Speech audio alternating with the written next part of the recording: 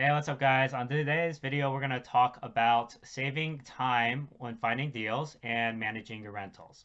So, the first tip I want to give you is talking directly with people. So, find an area you're interested in investing in by doing some research, of course, on if there's big companies there, if there's hospitals, colleges in that area, and then start talking to people actually in the area. So you can just drive around the area and introduce yourself to your neighbor, to the potential neighbors, and then ask them questions. Or you could talk to your real estate agent and ask them, hey, what are some of the safe areas in this city that I can invest in?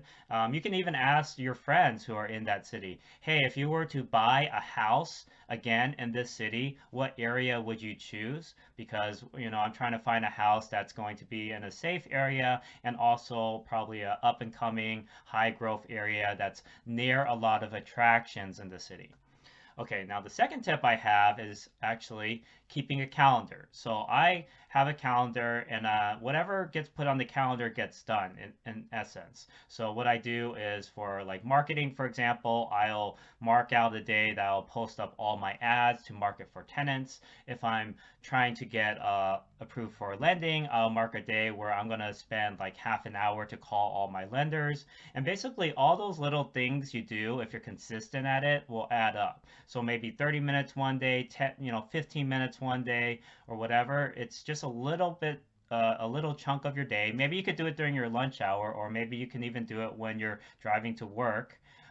Get on, your Bluetooth headset and make some calls to some lenders, right? So doing a little bit every single day, or just being consistent with it on a weekly basis, and keeping these things on your calendar really goes a long way in saving you a lot of time and keeping you organized.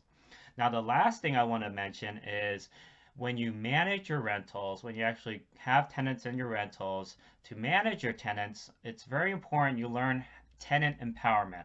So what do I mean by tenant empowerment? Basically, that means that you're showing your tenants how to solve their problems rather than basically solving the problems for them. So it's like the old adage, right? If you teach a man to fish, basically he's fed for life.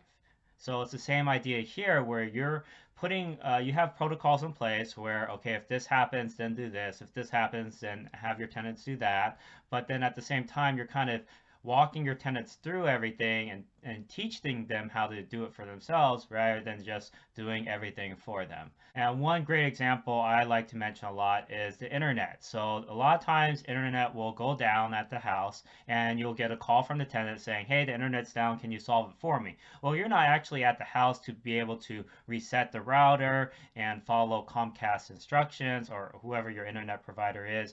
You have to follow their instructions to make the internet work again. Well, the tenants are there, right? So what I do is I put the tenant's name under my account so that they can talk to the internet provider directly to troubleshoot the internet issue. And so I basically remove myself as the middleman, and they can basically figure out how to fix their internet directly with the provider without me being involved at all. So those are the top 3 tips I recommend for you guys for if you want to save a lot of time finding your deals, getting financing, and managing your rentals. Please join me again on next week's video and like and subscribe if you enjoyed this one.